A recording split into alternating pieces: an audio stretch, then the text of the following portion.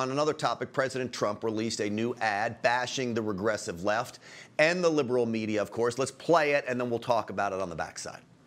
Democrats obstructing, the media attacking our president, career politicians standing in the way of success. But President Trump's plan is working. 1 million jobs created, more Americans working than ever before, unemployment lowest since 2001, the stock market all-time record highs, the strongest military in decades. The president's enemies don't want him to succeed, but Americans are saying, let President Trump do his job. I'm Donald Trump, and I approve this message.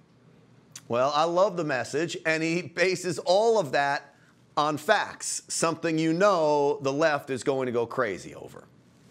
This is just much bigger than one political commercial. I hadn't heard it. I'd heard of it, but I hadn't heard it until just now. What this is doing is, this is a president who understands the media age fighting back. He understands that the media is not only against him, they're determined to see him removed. And so he's doing something that you wouldn't see normally with a sitting president. He's basically running a campaign ad, and he's talking directly to the American people. And he's simply saying, these are the actual facts. And this is an end run around the media priesthood and the media gatekeepers that are determined to tell the American people nothing but bad news about this president, none of the good news. And I think it's absolutely brilliant.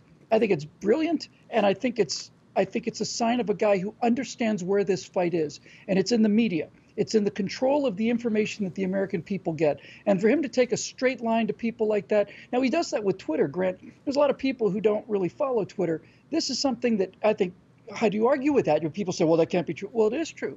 These are tremendous achievements in the first 6-7 months of a president. And going straight to the American people is absolutely insanely brilliant. Yep. I can't remember the last time a sitting president has released an ad like that. Maybe they have. I just can't remember it.